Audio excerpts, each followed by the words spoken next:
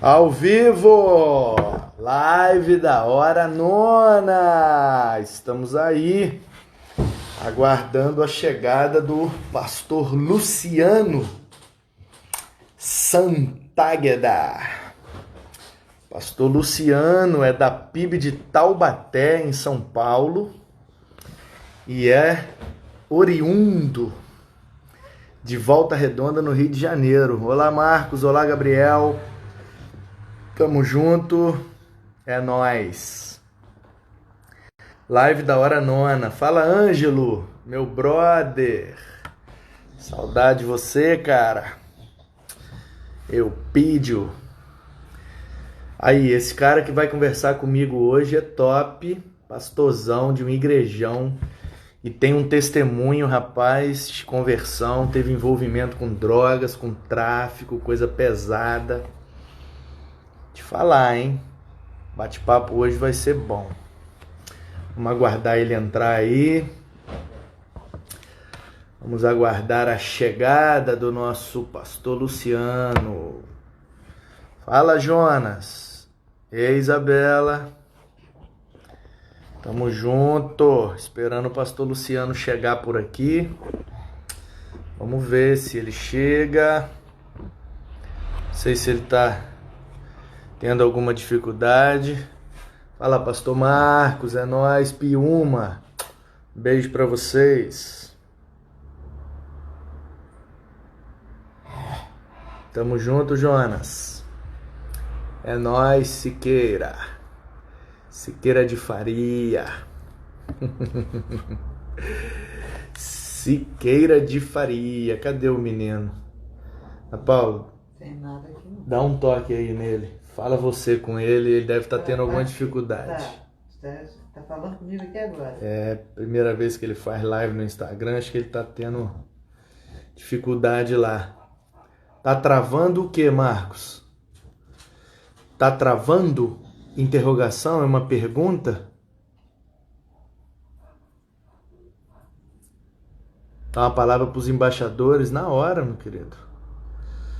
É nóis. Valeu, Ângelo. Tamo junto, Marcos. Ei, Samiri. E aí, pessoal? Vai falando aí comigo aí. Tá travando, Marcos? A minha live tá travando aí pra vocês? Travou lá? Não entendi. Não sei. Acho que sim. E aí? Ele tá tendo problema lá? Ele só perguntou, já começou? Foi sim.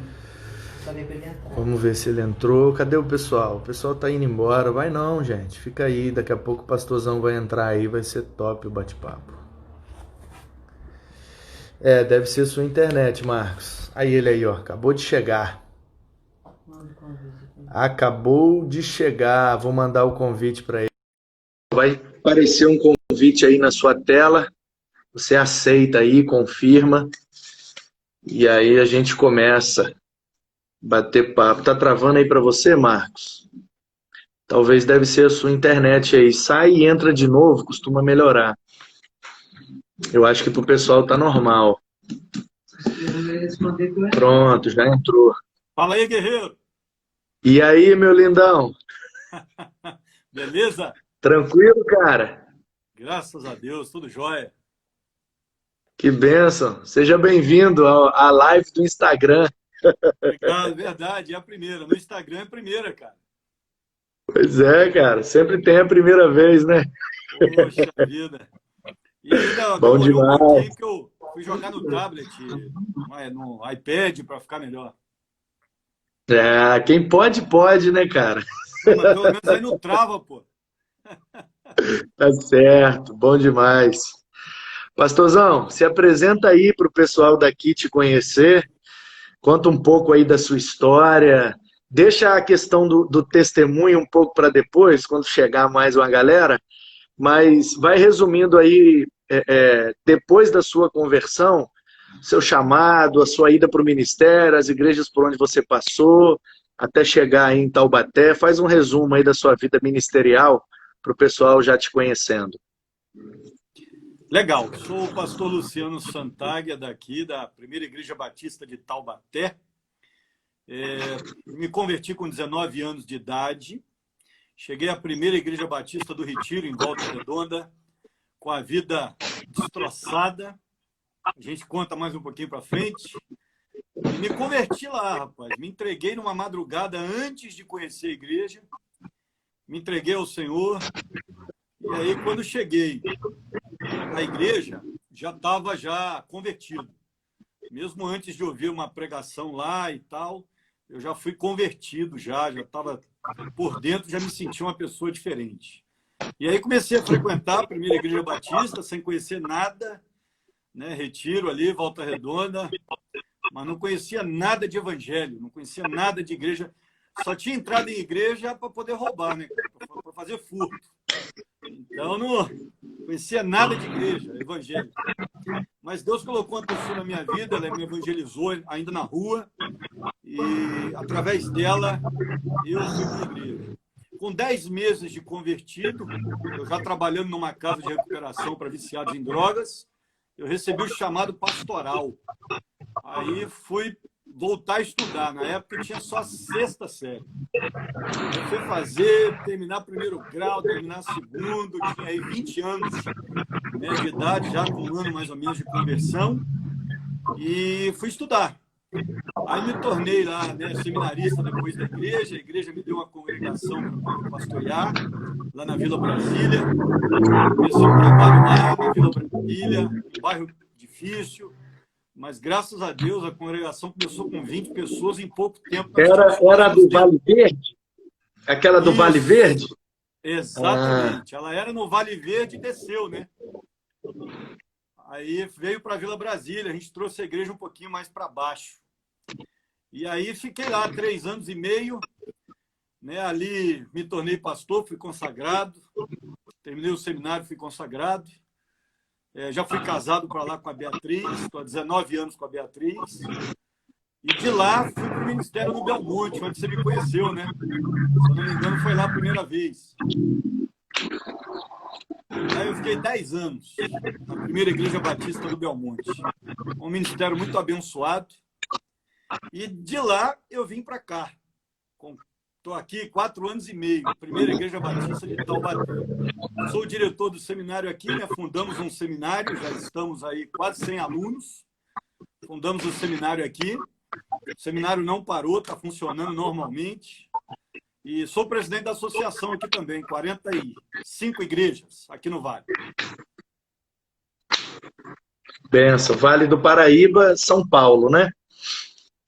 É isso aí, Taubaté, pertinho de São José dos Campos, Campos do Jordão. Pindamonhangaba, Lorena. É isso aí, tudo pertinho aqui.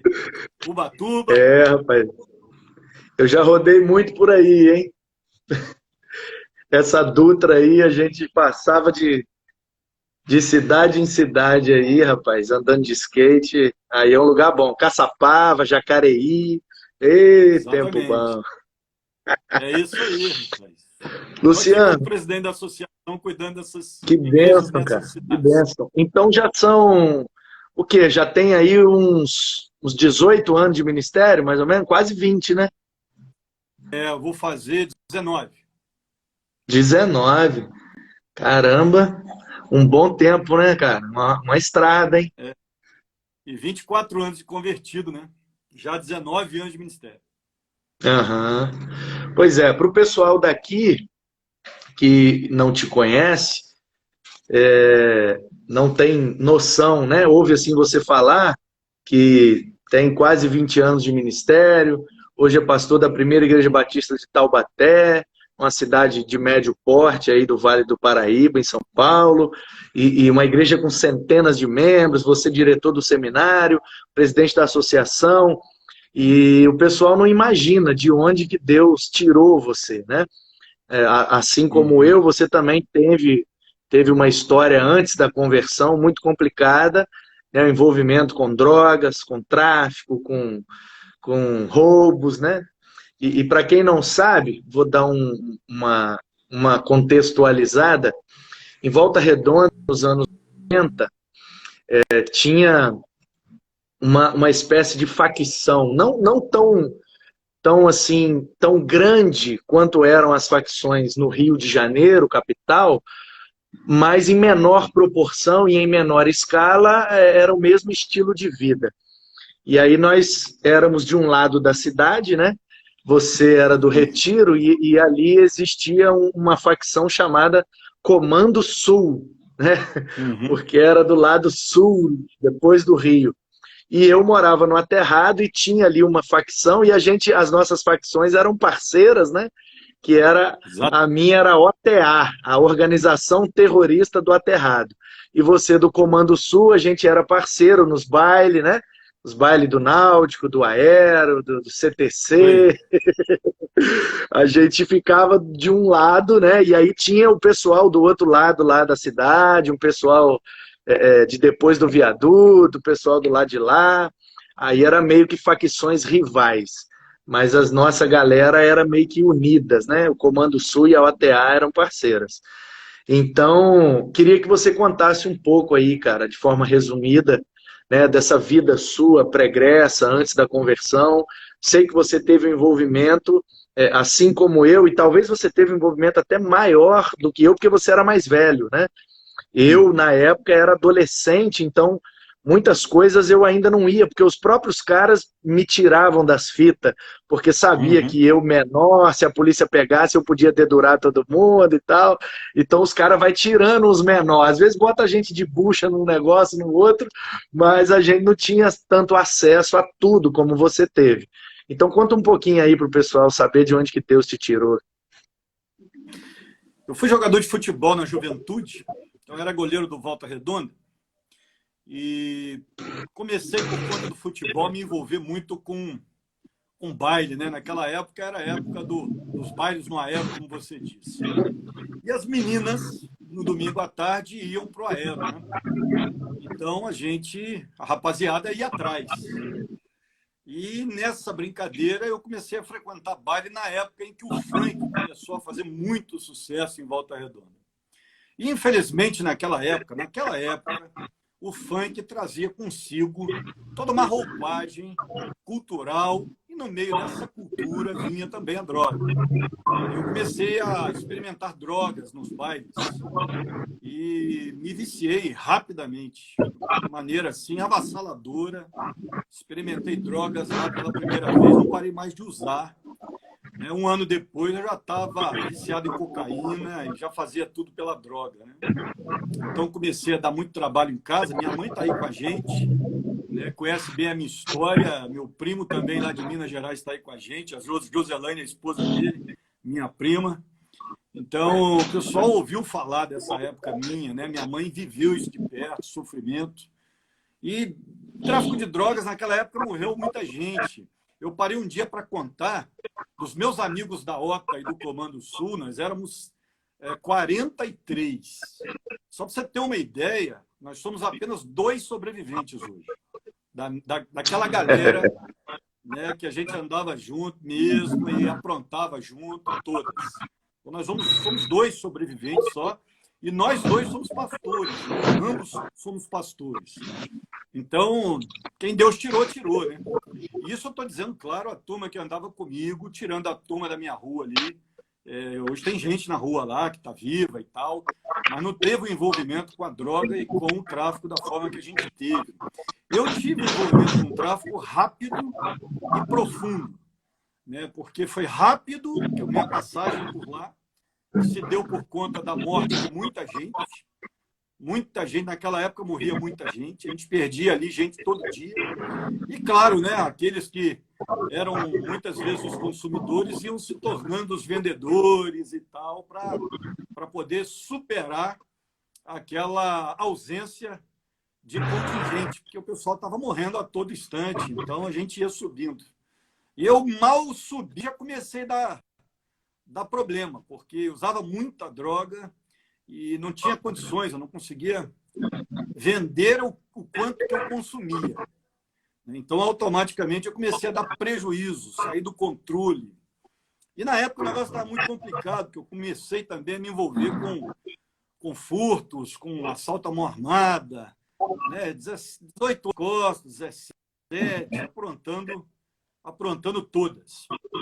Então, a coisa começou a complicar, comecei a ver gente morrer demais e comecei também a encontrar alguns grandes problemas, né? Comecei a dar prejuízo para o tráfico, comecei a roubar gente poderosa, comecei a realmente bater em gente que não devia. E isso foi um período muito curto, um negócio assim, 6 meses, eu já tinha acabado com a minha vida, assim, né? Depois que eu comecei a mexer com droga e roubo, o negócio foi muito complicado.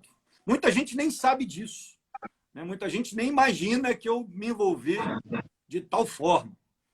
E aí, então, eu comecei a... Do tráfico, a gente já fazia algum negocinho ou outro. Eu fiquei 2 anos fazendo um negocinho ou outro. Mas de uma maneira mais profunda, uns 6 meses. E aí, eu comecei a levantar inimigos demais. Tentaram me matar naquela época. Deram uns 5, 6 tiros na minha direção. E eu comecei a perceber que eu tinha que sair daqui. Só que como, né? Não tinha... Primeira saída foi pedir meu irmão para me arrumar um emprego. Na época, meu irmão trabalhava na prefeitura. E ele me conseguiu um emprego, mas o emprego não resolveu. Passava a madrugada inteira na coisa errada, né? Então, trabalhava durante o dia, quando ia, e passava a madrugada inteira fazendo o que não devia. E aí foi que eu comecei a pensar em virar crente. Porque eu vi os crentes na rua, e eu falava, rapaz, esse pessoal anda com Deus mesmo. Esse pessoal aí é guerreiro. Eu sabia que se eu quisesse andar com Deus de verdade, era aquele povo que eu tinha que seguir. E comecei a pedir a Deus. Nessa época, eu abri o jogo com o meu irmão, abri o jogo com a minha mãe, falei, estou usando droga mesmo, estou metindo em coisa errada, estou roubando, o negócio está feio do meu lado. E aí minha mãe começou a pegar no meu pé, falou, vai ler a Bíblia, vai ler a Bíblia. Eu ganhei uma Bíblia daquela dos Gideões Internacionais, quando eu ainda estudava, aquele negócio ficou guardado lá em casa um tempão. E aí um dia eu comecei a ler aquele negócio. Me apaixonei por Jesus nos evangelhos. E aí a palavra falou e não voltou vazia, né? E aí, numa madrugada que eu tive uma terceira overdose da minha vida, eu orei e falei com Deus. Falei, Senhor, eu não quero morrer aqui hoje de overdose. Já estava passando mal, sem ar, cheirei cocaína, fumei crack, o crack estava chegando naquela época. E aí eu falei com Deus, falei, Deus, eu não quero morrer assim, né? Tinha perdido meu pai há um mês, minha mãe tinha sofrido bastante com aquilo. E aí eu falei, por amor à minha mãe, eu não posso morrer aqui hoje. Se eu não morrer, a partir de amanhã eu vou procurar uma igreja de crente e a partir de amanhã eu vou andar com o Senhor. E Deus poupou minha vida naquela madrugada. Eu bati na porta da irmã que me evangelizou, falou, ó, que dia que é a missa lá na sua igreja e tal? Ela falou, olha, não é missa não, é culto. Eu falei, ó, dona, eu quero saber se é missa, culto, reunião, encontro. Eu quero saber que dia que tem a parada. Ela falou, hoje. Era uma quarta-feira, 3, 4 de abril de 96. Que foi na madrugada que eu me converti. Às vezes eu confundo 3 com 4. Mas foi para a igreja naquele dia. Os jovens me abraçaram, estiveram ao meu redor o tempo todo. E ali eles realmente me compraram a ideia de me ajudar. E me ajudaram mesmo, né? Jovens como o irmão Reinaldo, que hoje é o pastor Reinaldo, o irmão dele, Francélio, Flaires, Andrei, saudoso Andrei, que hoje mora no céu, né? Jovens que me abraçaram ali, as meninas, e me adotaram, né? Me discipularam, me ajudaram, tiveram muita paciência comigo, eu brigava com eles, queria partir para cima, dar tiro, o negócio era complicado. E eles me apoiaram. E aí tá aí, rapaz. Deus foi moldando, já são 24 anos. Rapaz. Que história, hein? Cada um com as suas histórias. Poxa. Mas como é que foi o seu chamado? Conta aí pra gente como que Deus te chamou, como é que foi esse processo, como é que você teve convicção de que Deus estava te chamando para o ministério. Quando eu me converti, a irmã que me evangelizou passou a me discipular. E ela era uma amante do trabalho, da obra do Senhor. Então, ela realmente assim, implementou essa ideia em mim. A importância de se trabalhar no reino, a importância de fazer a obra de Deus. E eu, então, comecei a dar estudos bíblicos, inclusive para alguns amigos do tráfico de drogas, gente que usava drogas.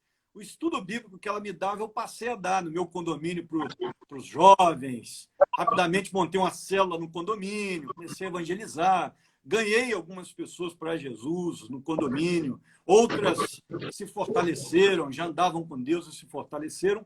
E eu comecei a evangelizar muitas pessoas. Um dia eu fui dar um estudo bíblico na casa de uma pessoa e chegou lá um diretor de uma casa de recuperação. E ele falou comigo, irmão Claudinho, gente boa. Falou comigo, rapaz, você dá estudo bíblico? Eu falei, dou, né? Mas era um negócio assim, eu estava aprendendo ainda, né? E ele falou, rapaz, você não quer dar estudo bíblico para a gente lá na casa de recuperação? A gente tem uma casa de recuperação, tem uns 30 internos lá, você não quer ir para lá dar estudo bíblico? E eu falei, pô, vou, cara, maior boa vontade, vai ser um prazer. Aí fui para lá dar estudo bíblico. Aí dava os estudos bíblicos da Junta de Missões Nacionais, né, o que Jesus deseja que você faça e tal. E fui para lá dar estudo bíblico. Aí, num belo dia, rapaz, um interno virou para mim e falou assim, rapaz, por que você também não prega? Porque você dá 1h30, 2 horas de estudo bíblico, por que você não divide isso e prega para a gente? Aí eu falei, tudo bem. Saí dali, rapaz, peguei o ônibus, desci no centro da cidade, fui procurar uma livraria, falei, rapaz, preciso de tudo que você tiver aí sobre pregação. Eu nunca tinha pregado na vida, mas eu sabia o que era, né?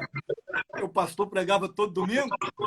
E aí comprei tudo quanto é livro de homilética que eu achei na época lá. E engraçado que eu não sabia que eu estava descobrindo a minha primeira paixão, né? No mundo acadêmico. Hoje eu sou autor de um livro de homilética de 1.200 páginas, né? Ali eu comprei tudo de homilética que eu achei e comecei a estudar. E levei minha pregaçãozinha. Nossa, não gosto nem de pensar, né? Minha primeira pregaçãozinha para casa de recuperação. E aí, rapaz, eu devo ter ensinado muita coisa errada naqueles primeiros meses, né? Mas estava lá, com a graça de Deus e a misericórdia junto de mim. E comecei a pregar lá, rapaz. Na primeira pregação, quando eu comecei a primeira pregação, durante a pregação, eu senti a vocação. Eu comecei a ter certeza de que eu faria aquilo para o resto da minha vida. Com 10 meses de convertido, eu recebi o chamado pastoral. E aí, ali começou a minha carreira. Aí eu tive certeza que eu deveria voltar a estudar e ir para o seminário. Muito legal. Como é que era o nome dessa casa de recuperação? Casa de recuperação, as 12 tribos de Israel. Porque teve uma casa de recuperação que você me levou uma vez que eu tive aí. A gente foi lá e deu uma palavra lá de tarde. Era essa, não? E, rapaz, não lembro qual que eu levei você. Mas se não foi nessa, foi no Desafio Jovem da Assembleia de Deus. Uma das duas. Eu acho que era esse da Assembleia aí. Que eu trabalhei lá também. Você estava no Belmonte, aí eu fui lá num culto da manhã, aí a gente fez um churrasco, aí de tarde você me levou lá, dar uma palavra lá pro pessoal e tal, lembra? Eu me lembrei. Era Foi essa nas mesmo? 12 tribos. Eu lembro da gente conversando no caminho lá de carro. Uma estradinha de chão. E Era uma estrada de chão. 12 tribos de Israel. Foi lá mesmo. Onde que é aquilo? Santa Rita de Cássia. Santa Rita, é isso mesmo. Isso Na mesmo. divisa com Barra Mansa lá. Aham. Do Belmonte ali, já saía ali por cima. Isso, exatamente. Pois é, rapaz. E como é que tá aí a questão da pandemia? Como é que tá aí a igreja? Como é que tá a sua região aí em São Paulo? Como é que vocês estão se virando aí nesse tempo? Cara, o negócio pegou a gente de surpresa, né? Eu sou um cara meio jurássico, não sou tão desenvolto quanto você com a tecnologia. Rapaz, passei 2 semanas, cara, passando aperto aqui, fazendo live dando errado, aquele negócio todo. Mas a igreja tá realmente em casa, eu tomei essa atitude desde o princípio. Deixar a igreja em casa, estamos fazendo tudo de casa. E agora que a gente está começando a pensar em alguma coisa, fazendo templo, que realmente eu quis isolar o pessoal, fiquei com medo, a responsabilidade é muito grande. E Taubaté, cara, tá assim, você sai na rua, tem dia que você não vê quase ninguém, centro da cidade parado, uma prefeitura tem feito um trabalho muito legal aí. E, assim, a doença está contida aqui. Graças a Deus, não está, assim, Tem algo alarmante. quantos mil habitantes aí em Taubaté? 310 mil, 315, alguma coisa assim. É uma cidade de médio porte, né? Muita gente. Tem muitos E casos graças aí, a muitas Deus. mortes, como é que tá? Olha, Manu, eu não tenho acompanhado de perto, até porque eu tenho evitado um pouco, porque esse negócio vai angustiando a gente. Eu comecei a acompanhar muito e perceber que o negócio estava me fazendo muito mal, né? Que você fica meio paranoico, né? Então eu comecei a me distanciar, já tem uns 15 dias que eu não tenho visto notícia. Até o momento em que eu tinha visto, assim, acompanhado de perto, a gente estava assim, com uns 40 casos, 4, 5 mortes, alguma coisa assim. Né? Mas já deve ter aumentado. Com certeza já deve ter aumentado. E tem muitos idosos aí na sua igreja, como é que tá aí o pessoal? Tem, nós somos aí, eu acho que os idosos, quase 20% da igreja são idosos. Nós somos quase 1.000, então Uhum. nós temos aí quase 200. E é Esse uma é um dos igreja motivos já pelos com muitos quais... anos, né? Como é Então, que aí é? tem que tomar mais cuidado ainda, né? Exatamente. Aí, rapaz, os idosos aqui da igreja são os mais rebeldes que a gente tem aqui. Né? Se falar não vem, não adianta. Eles são os primeiros a chegar. Então, eu falei, eu vou ter que segurar mesmo, porque senão eles vão aparecer e não tem jeito de segurar. E aí eu tive que segurar. Foi essa atitude. E graças a Deus, até agora, da igreja ninguém. Graças a Deus. Amém. Que bom.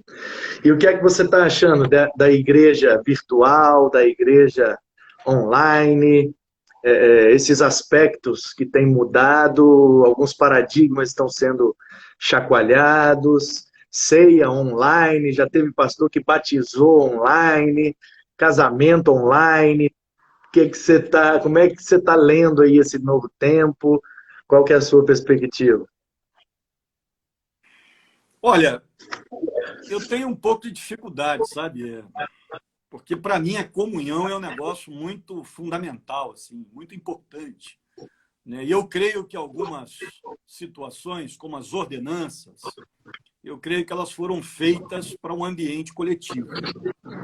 Então eu tenho trabalhado muito essa ideia com a igreja aqui, né? Mantenhamos a comunhão, porque o tempo vai passar, a situação é passageira.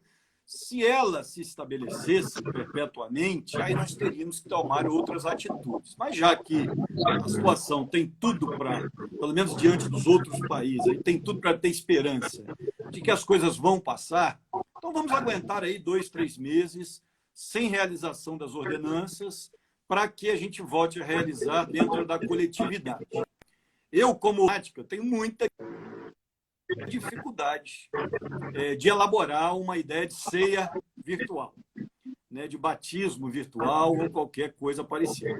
E como batistão roxo, eu ainda também prezo muito por aquela questão, né, da ceia ser realizada pelo pastor, né, para que a gente não crie um precedente para a igreja tentar viver sem a figura pastoral, que a gente já viu que é catastrófico. Então, assim, a gente manteve a tradição. Nossa igreja tem 80 anos, ninguém sentiu. Pra você ter ideia, não tive nenhuma pessoa, nem da liderança, nem ninguém que fosse contrário, que fizesse assim uma espécie de pressão para isso acontecer. Então, isso foi muito tranquilo para a gente. E os nossos jovens são mais tradicionais que os idosos, então eu não tenho dificuldade em nenhuma área aqui. Tá certo. Não. Aqui também, apesar de eu ser um defensor do uso da tecnologia e das artes, né? Um slogan que eu carrego é que devemos usar a arte e a tecnologia a serviço do reino de Deus. Tudo que estiver à nossa disposição, vamos usar para expandir o reino e para espalhar a mensagem do evangelho, para edificar a igreja. Porque eu entendo que virtualmente o que mais acontece é a edificação da igreja. Por exemplo, temos aqui 13, média de 15 pessoas acompanhando a gente. Às vezes um sai, outro entra, um sai, mas tivemos uma média aí de 15 pessoas. Eu duvido, Luciano, que de todas essas pessoas, de uma pessoa que entra e sai, no final dessa live, tem gerado mais ou menos de 100 a 150 pessoas que entram por causa da velocidade da vida mesmo. O cara entra, escuta um pouquinho, daqui a pouco ele já sai, vai na outra live lá, daqui a pouco volta na nossa, e vai lá e vem cá, e vai. É tudo muito rápido, muito fluido. Então, assim, essas 100 pessoas mais ou menos que vão passar por essa live aqui agora, eu duvido que uma dessas 100 não seja crente, não seja membro de igreja.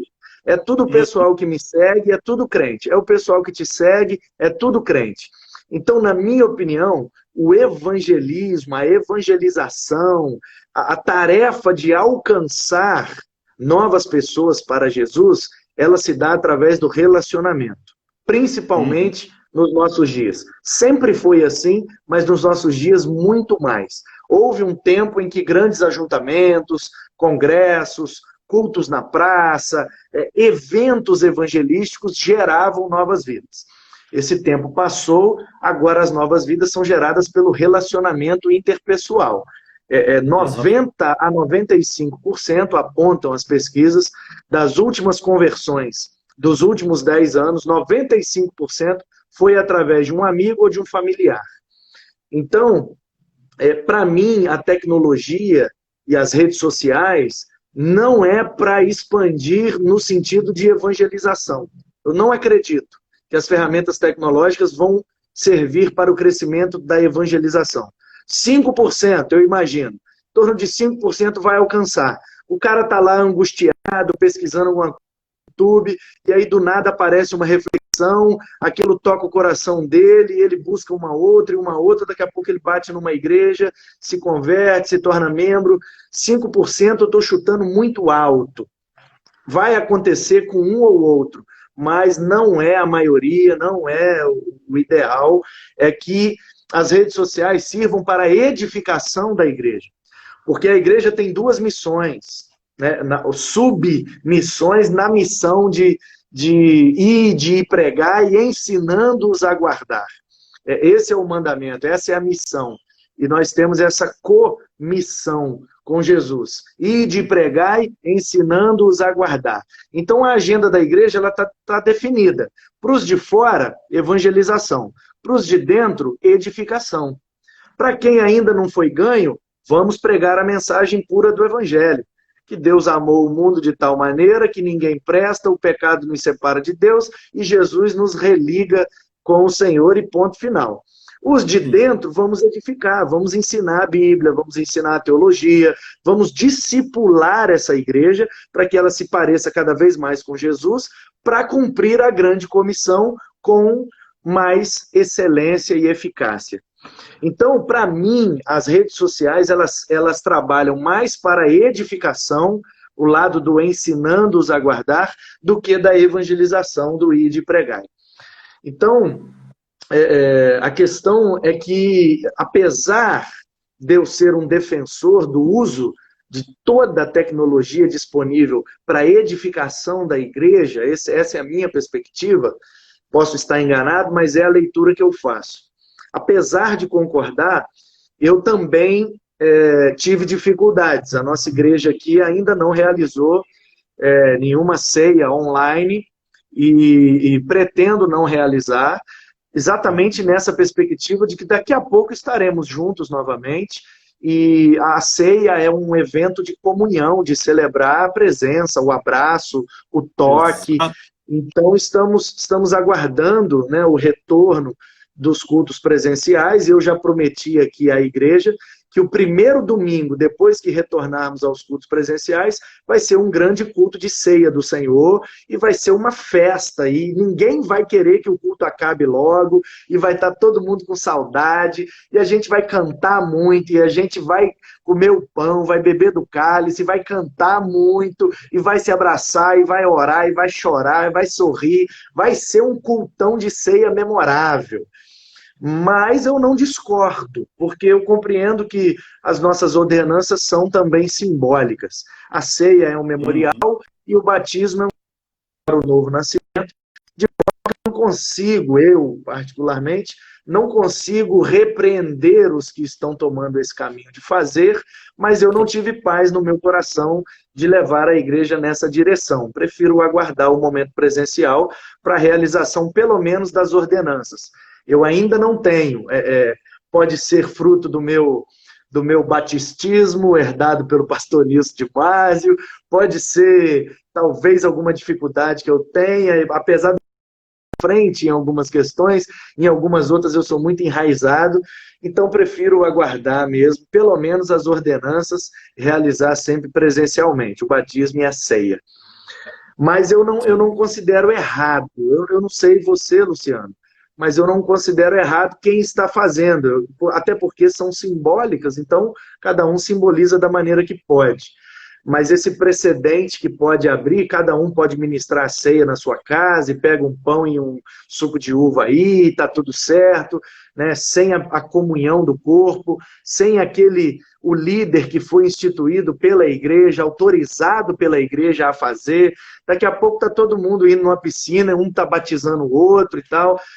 E pode parecer que no Novo Testamento a dinâmica é assim deliberada, cada um faz o que quer, mas não, as coisas eram bem definidas, tem um grupo que faz isso, tem um grupo que faz aquilo, né?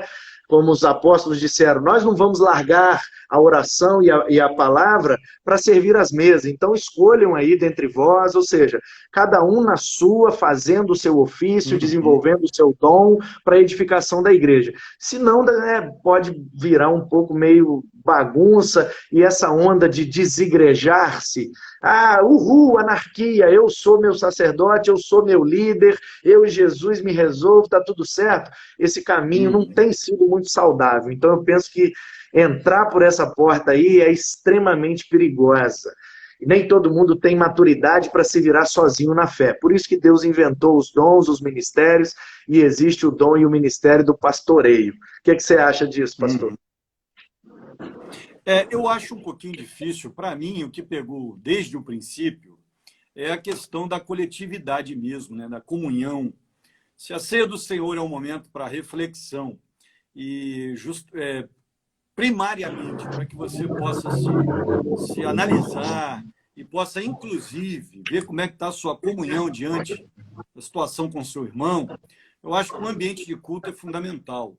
Eu entendo dessa forma. Eu concordo com você, eu penso que cada igreja é autônoma para fazer isso, cada pastor ele tem a sua autoridade local para estabelecer o seu caminho, até porque nós não temos nenhum tipo de deliberação convencional, né, para essa situação. Então, não vejo dificuldade, como presidente da associação aqui, nós temos um grupo de pastores aqui onde a gente conversa sobre isso. Eles estavam discutindo no grupo, me perguntaram a opinião, dei minha opinião, mas disse, olha, mas eu respeito, cada igreja é autônoma e pode decidir por si, cada pastor é apto para poder decidir por si aí. Eu não quis, porque como eu disse para você, eu sou batistão demais, sou tradicionalzão nesse sentido, né? Eu sou muito aberto no que diz respeito à adoração, ao estilo de pregação, eu não tenho dificuldade, eu sou tão tradicional com a igreja, eu gosto de uma igreja alegre, vívida, batendo palma, eu não tenho dificuldade com isso. Mas com relação aos nossos princípios teológicos e até mesmo alguns litúrgicos, com isso eu tenho muito zelo, né? Então, eu preferi permanecer da forma que estávamos, né, dentro da inércia da espera. E aí estamos aguardando o retorno. Confesso para você que eu não sei, se demorar mais 6 meses, o que é que a gente vai fazer. Né? Talvez eu vá para a porta da igreja e fazer a fila lá para passar, pegar e ir embora. Né?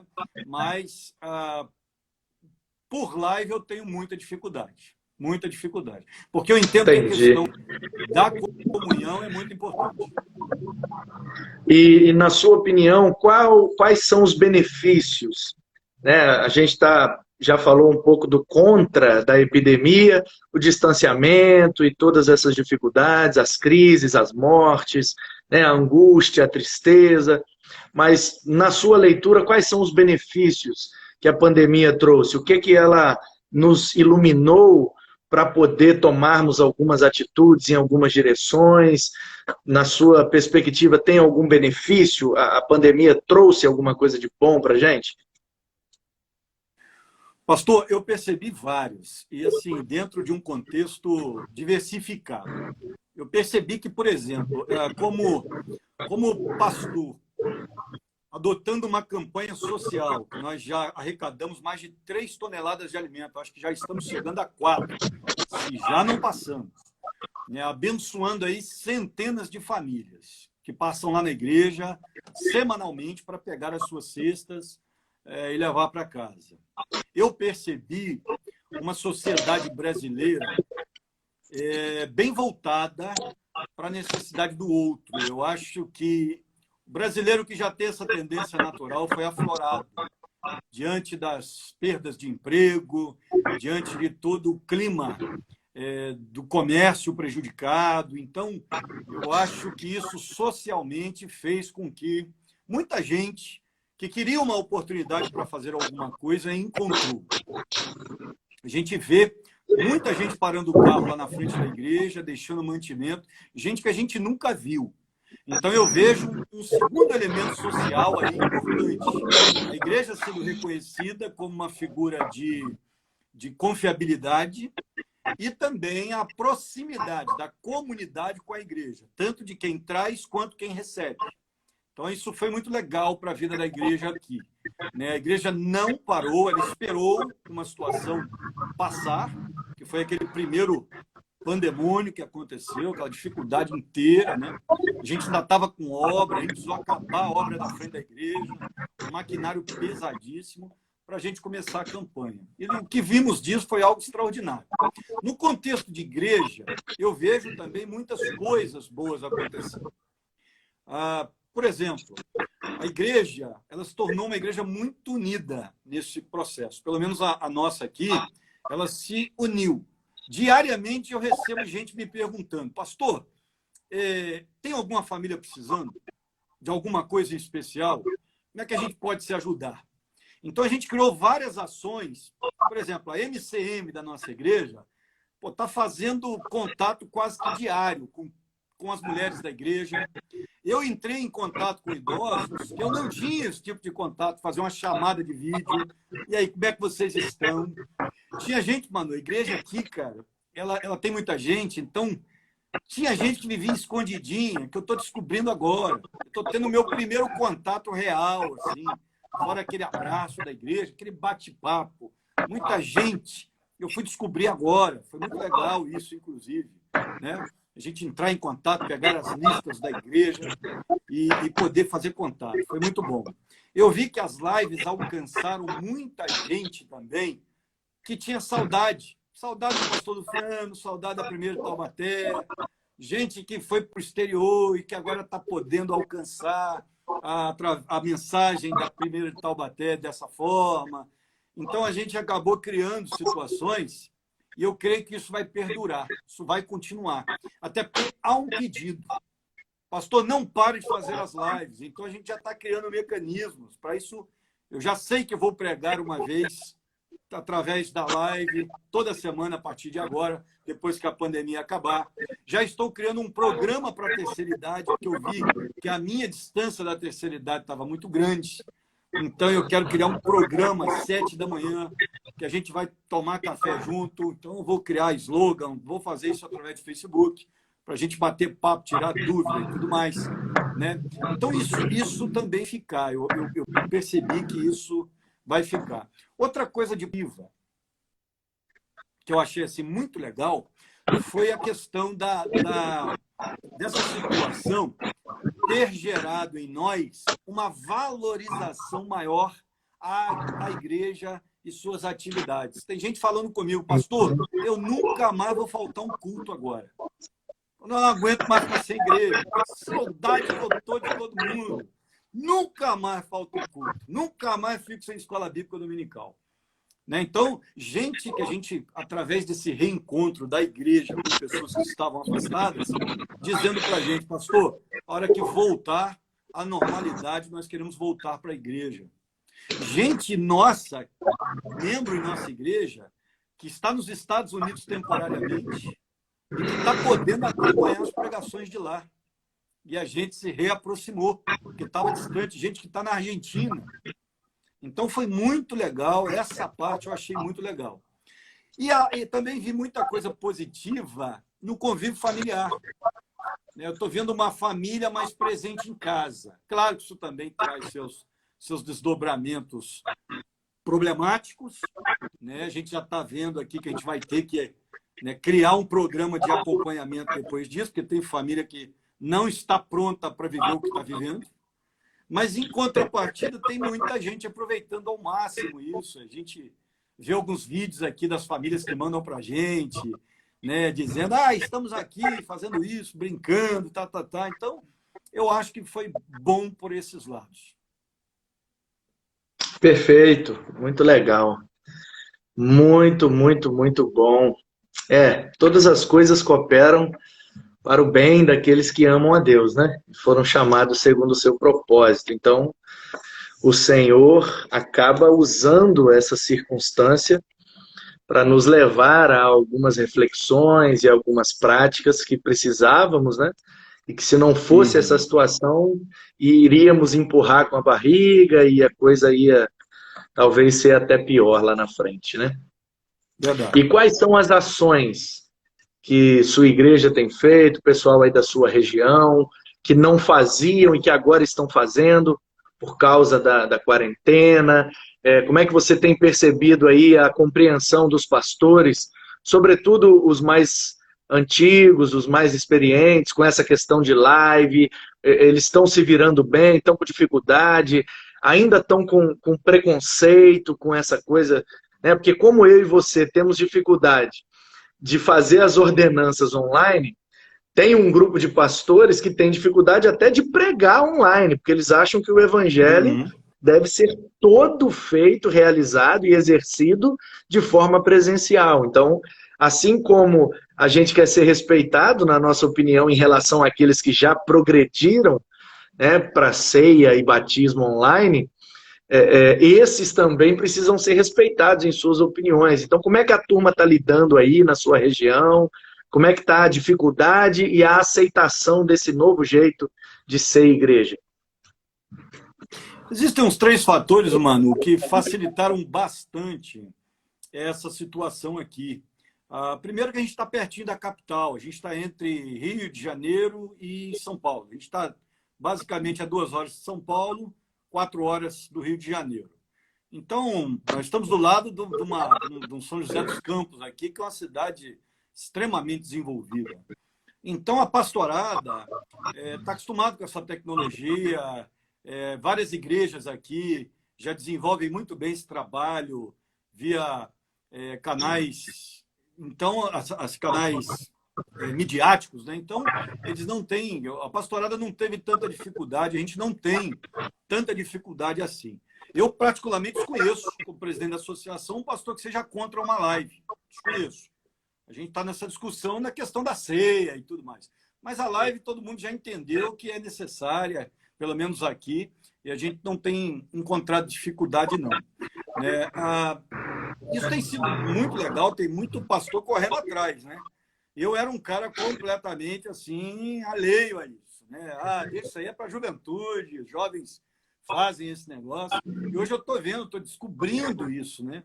Eu não fazia, não porque eu discordava, mas é porque eu realmente não tenho muito jeito e nem muita paciência para a tecnologia. Eu sou um cara que só tento instalar um programa. O negócio não vai, eu já abandono, não tento outro, não.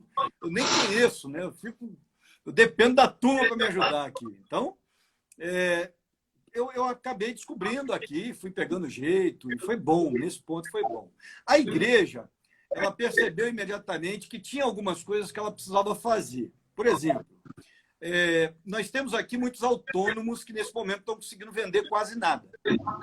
O comércio está fechado, né? As feiras estão fechadas. Então, a gente fez uma campanha interna chamada Ajude o Seu Irmão, né? O seu irmão autônomo, e a gente juntou essa ideia de um comprar do outro. Então, se alguém vende pão de queijo, a gente compra todo mundo dele. Se o outro tem um comércio que está meia porta lá vendendo alguma coisa, a gente dá preferência para ele. A outra que faz palha italiana, a gente vai pedir palha italiana de sobremesa. Então, a gente fez um esquema muito bem bolado, né? Outro que lava a piscina, outro que... Aí a gente está se favorecendo nesse sentido. Então, nós temos hoje um canal, a gente usa o WhatsApp, as listas de transmissão, e a gente envia essas propagandas para todas as pessoas da igreja. E aí elas sabem exatamente o que o outro irmão faz. Então, a gente tem dado essa prioridade. Essa campanha foi muito legal. Isso foi uma ideia que a gente já tinha e a gente teve que botar em prática agora. A gente deu um boom assim, na arrecadação de alimentos de 90%. Né? A gente arrecadou aí dentro de um mês, poxa, quase 4 toneladas de alimento. Isso porque eu não tenho os últimos dados dessa última semana. Mas a gente está, assim, em média, 1 tonelada por semana, se eu não me engano. Então, realmente, é muito legal. A gente tem intensificado essa ideia de entrar em contato com o outro. Então, a gente lançou uma campanha, entre em contato com o seu irmão, para ver como ele está. Entre em contato com quem você ama. Por quê? São quase 1000 pessoas. Eu não consigo entrar em contato com todo mundo toda semana para ver como é que está, fazer pedido de oração. Então, nós dividimos aí o trabalho. Né? Então, assim, algumas ações que nós fizemos, a associação está dando curso, como aquele que eu mandei a propaganda para você hoje de manhã, né? Dando cursos às igrejas sobre como agir diante dessa pandemia. Então, até a associação também se viu numa necessidade de ajudar. Essas são as ações assim mais diretas que nós estamos trabalhando aqui. É um negócio bem legal. Tá certo. Muito bom. Muito bom. Pastorzão, nós estamos chegando ao fim. O Instagram, ele limita a nossa live em 1 hora. Quando dá 1 hora, ele corta, desliga e tchau. Ele só me avisa aqui quando falta 30 segundos, ele já vai pai, pô, e não tem o que fazer. Esse é o formato do Instagram. Então, estamos aí nos últimos minutos. Queria que você deixasse aí suas considerações finais, algo que está no seu coração para falar para a gente, o que é que você gostaria de frisar, de enfatizar nesse momento. Fique à vontade. Eu queria deixar um texto para que os nossos ouvintes aí, o pessoal que está nos vendo, né? Porque eu sei que tem gente também que só ouve nesse momento. Hebreus, capítulo 10, versículos 35 e 39. Eu vou resumir esse texto, queria que você lesse em casa, Hebreus 10, 35 a 39. E eu vou resumir o texto em 3 lições. Né? A primeira delas, não desista, porque Jesus sofreu para que você fosse um perseverante. Ele perseverou até o fim. E é o contexto, inclusive, remoto da passagem. Os versículos que vêm logo antes, no versículo 35, vão dizer isso. Né? A nossa recompensa também tem grande impacto, porque através da nossa perseverança nós temos grande recompensa. Então, a Bíblia vai dizer que isso também é uma realidade nesse tempo. E a terceira lição desse texto é muito importante, que nós precisamos perseverar. Porque a Bíblia vai dizer que Deus não tem alegria naquele que desiste, naquele que volta atrás. No justo viverá da fé. E aquele que desiste, o Senhor não se alegra nele. Ou seja, a pandemia vai passar, nossa vida vai continuar, e que nós estejamos de pé depois do dia mau. Porque realmente os dias maus fazem parte da nossa existência. Mas que nós perseveremos até o final e glorifiquemos a Deus de pé ao final de semana. Amém, amém. E para quem quiser acompanhar, assistir suas mensagens, acompanhar o trabalho da sua igreja, fale aí como é que o pessoal pode achar as redes sociais, os seus contatos, como é que é? É só entrar na página da Primeira Igreja Batista de Taubaté no Facebook. A gente tem usado esse canal, a gente tentou lá outros canais, mas é o que o pessoal tem pedido, porque a maioria tem Facebook. Então a gente tem feito através de lá as nossas transmissões. Então é a Primeira Igreja Batista de Taubaté. Tudo junto, só procurar na página do Facebook e lá você passa a seguir que você recebe as informações de todas as atividades. Beleza. Então, meu querido, para encerrar, faltam ainda 2 minutos. Pode fazer uma oração aí para nos abençoar e ore por nós para encerrarmos esse momento. Amém. Vamos orar então. Senhor nosso Deus, eterno Pai, te agradecemos pelo privilégio de estarmos juntos aqui. Obrigado por essa amizade bonita que eu tenho com o pastor Manu, meu amigo, gente que eu amo, que eu gosto. Abençoe, ó Deus, a sua família, seu casamento, seus filhos. Abençoe também, ó Deus, a sua igreja. Que a igreja, ó Deus, do teu servo, seja conhecida como o baluarte da verdade no estado em que ele está. Amém. E que tu estejas, ó Deus, acompanhando em todos os processos, em todas as decisões. Abençoe as suas ovelhas. Te pedimos também, ó Deus, que tu abençoes a cidade do teu servo, onde ele está, e que tu estejas dando ali tua graça sobre a população e também direção para que este povo possa saber que o Senhor é o Salvador, enviou o Salvador, enviaste, ó Deus, o Salvador a este mundo. Te agradecemos por tudo, obrigado pela graça do Senhor sobre nós, pela tua mão amorosa. Nós oramos em nome de Jesus. Amém. Amém, amém. Muito obrigado, pastorzão. O Facebook agora também liberou esse formato de live conjunta, onde você pode começar a sua live e adicionar outra pessoa a exemplo do Instagram. Então a gente vai combinar mais para frente. A nossa página do Facebook aqui também tem uma relevância, um alcance muito bom. A gente deve ter aí, chegando aí por volta de uns 5.000 seguidores na nossa página no Facebook.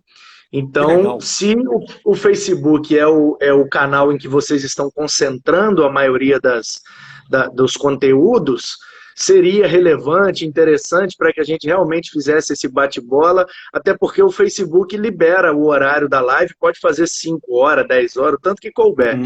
Então, a gente poderia marcar um outro dia, estabelecer um tema e bater um papo e ter um diálogo mais à vontade pela página da Igreja de Taubaté, junto com a página da Igreja de Guaranhuns, e aí colocar o seu povo e o meu povo aqui, todo mundo para acompanhar, e a gente fazer um bate-bola aí para abençoar dos dois lados.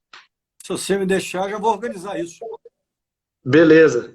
Já pode ir organizando, vamos ver uma data, um horário, e a gente faz isso, vai ser bênção para todo mundo. Legal, porque a gente está querendo fazer uma escola bíblica aqui, virtual.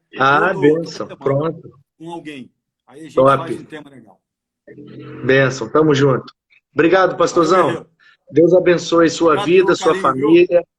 seu ministério. Bom que o Senhor te guarde, te proteja, te ilumine e te dê tudo de ótimo, cada vez mais. Obrigado. Fica na paz. Deus abençoe.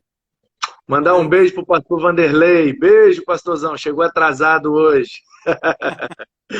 Valeu, Luciano. Fica na paz. Um abraço. Dá um beijo aí na Bia. Tchau. Obrigado. Tchau.